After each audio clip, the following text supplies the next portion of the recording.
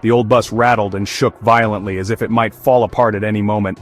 Rain lashed against the windows with relentless fury, each drop sounding like a tiny hammer. I hugged my backpack close, feeling alone and scared, my heart pounding in my chest. Where was this bus even taking me? The uncertainty gnawed at my mind. Black Hollow. The name sent shivers down my spine, filling me with dread. It was just supposed to be a detour, a shortcut to save time, but now it felt like a mistake. Now I was trapped in this nightmare, with no way out. Lightning cracked, momentarily illuminating the desolate landscape, revealing twisted shadows. Twisted trees clawed at the sky like skeletal fingers, adding to the eerie atmosphere. The wind howled like a banshee, its mournful cries echoing my own fear and despair. I was starting to regret this adventure, wishing I had never set foot on this bus. This wasn't exciting anymore. It was terrifying, a journey into the unknown. The bus screeched to a halt, the sound piercing through the storm. Black Hollow, the driver mumbled, his voice gruff and filled with foreboding. I was the only passenger left, the last one to face whatever awaited outside. I stepped out into the storm, the bus disappearing into the gloom as quickly as it had come, leaving me behind. I stood alone, the wind whipping my hair, rain stinging my face, feeling utterly abandoned. Ahead, a faint light flickered, offering a glimmer of hope in the darkness. A sign creaked in the wind. The Black Raven Inn. It looked as ominous as it sounded. Maybe, just maybe, they had a room for a stranded traveler like me.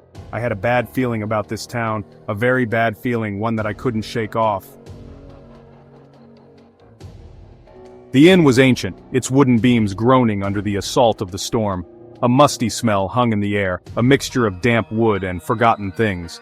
The innkeeper, a hunched figure with eyes like cold embers, looked at me with suspicion. Room? Just one left. Number 13. He chuckled, a dry, brittle sound.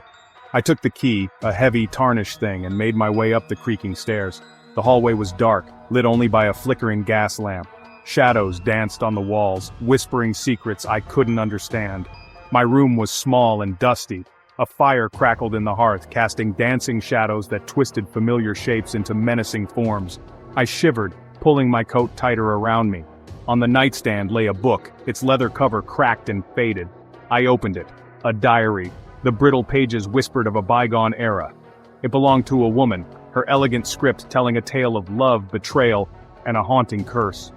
The words drew me in, each sentence more chilling than the last. Eliza, the diary's owner, had lived in Black Hollow a century ago. Her life was intertwined with the mysteries of this eerie place. She wrote of a grand manor on the hill, Black Hollow Manor, and the man she loved who lived within its walls. The manor was a symbol of both grandeur and foreboding, but her words soon turned dark, filled with a growing dread. The pages became a testament to her increasing fear and despair. Her love, Edward, had become obsessed with unlocking the secrets of Black Hollow, whispering of ancient powers and forbidden knowledge. His obsession consumed him. He changed, becoming distant and cruel. Then, Eliza vanished. Her disappearance was as mysterious as the manor itself.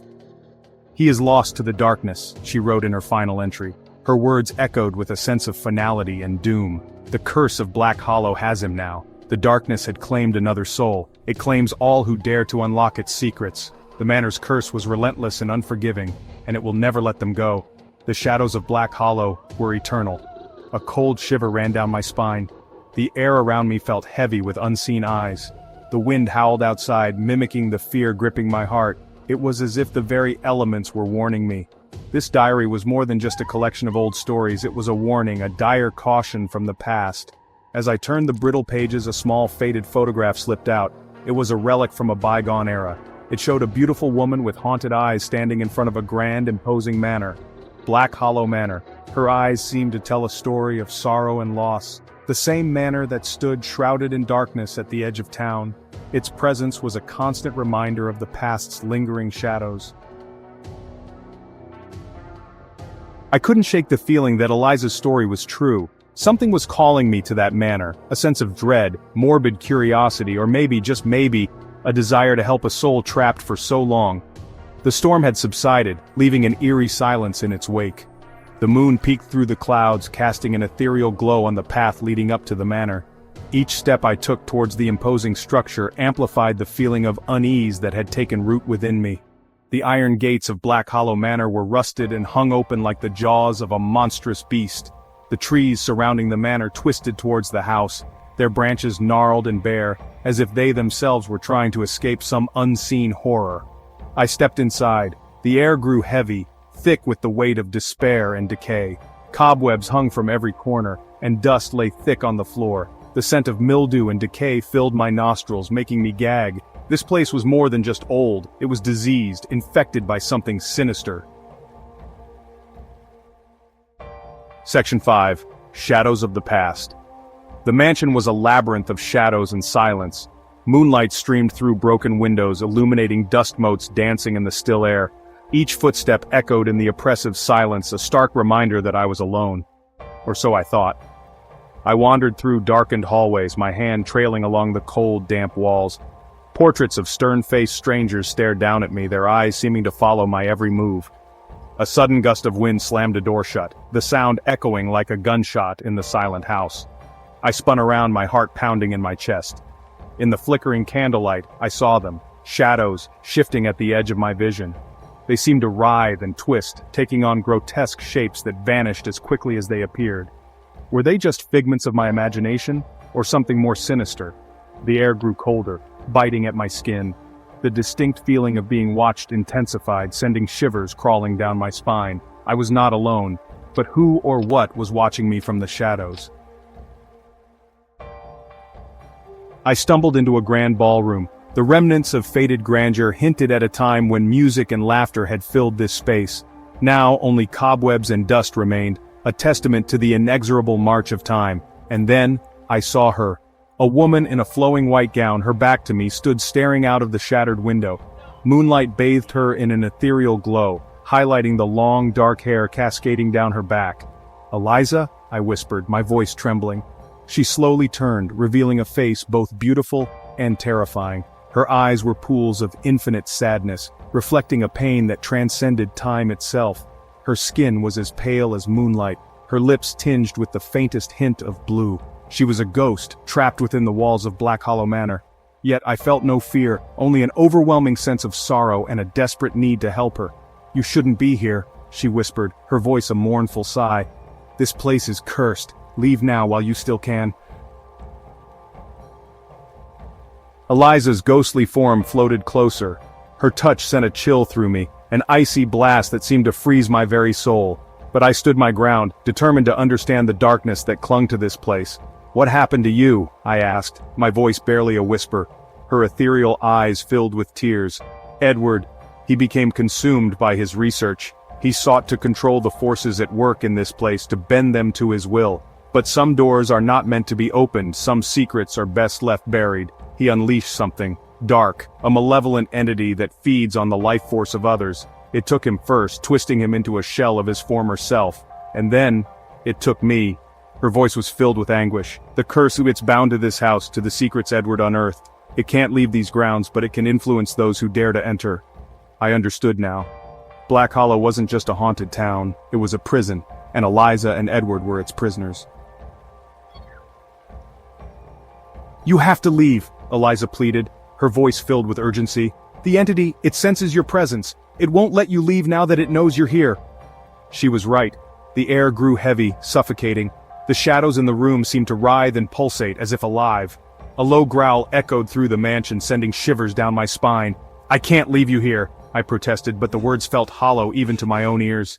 "You can't help me," Eliza said, her voice filled with sorrow. "But you can save yourself. Leave this place and never return." The growl grew louder, closer. I knew I had to escape. But as I turned to leave, I saw a flicker of movement in the shadows at the edge of the ballroom. Two glowing eyes, filled with malice, stared out at me. The entity, it had found me. Panic surged through me. I didn't have time to hesitate. I turned and ran, Eliza's mournful cries echoing behind me.